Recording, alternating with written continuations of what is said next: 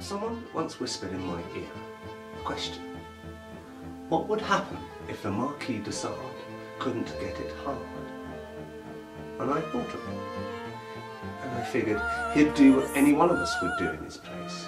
He'd journey to find an erratic, hypersexual crocodile god of fertility living in a distant mythical land and steal his mojo back.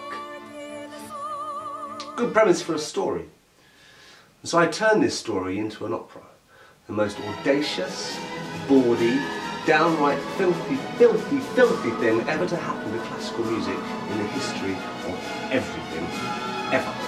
It takes classical music down some very dark alleyways and gives it the right good scene. It's called The Crocodile of Old Kang, and it's punk opera, the first of its kind. But don't take my word for it. Here's what the critics said.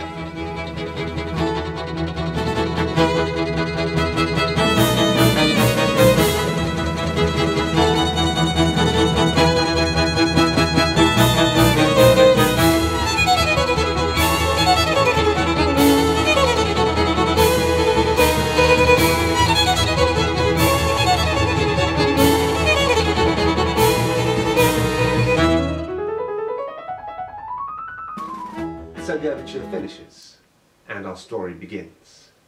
The curtain goes up, and we see a street scene in Paris, in a square in Paris in the year 1777.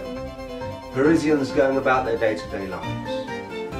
And from the side of the stage walks on a proclaimer from the Palace of Versailles, and he's looking for the Marquis de Sade, the infamous and notorious. And for those that don't know who the Marquis de Sade is, look him up, because he's a cat. The Marquis de Sade is not a cat. So it begins with the Marquis de Sade. Has anybody seen the Marquis de Sade? And the girls come out of their windows and they say, "Who, the Marquis de Sade?" And we get the first piece, our opening gambit, called The Proclamation.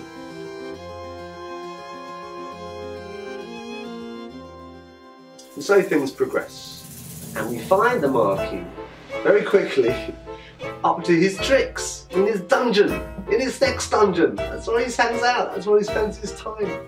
And there's a piece called The Marquis's Lament, where we, the audience, discover that he's got a few problems. I'm not going to get away with playing this. Why don't you just bleep quite a lot of it out? I'm going to have to bleep quite a lot of it out.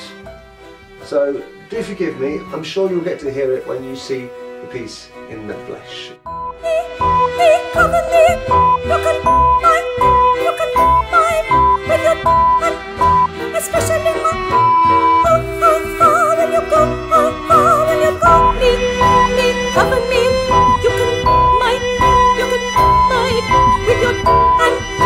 Especially my how far will you go? How far will you go? You're sick, your soul is sick as me. You're sick, your soul is sick as me. Emphatically. The music stays very classical whilst we stay in Paris, whilst we are in the 18th century. But as soon as we hear of old Kang, the music changes. This is interesting because I don't adhere to the classical rules. I don't have to stay anywhere. I go where I like. Musically speaking, I go where the story takes us.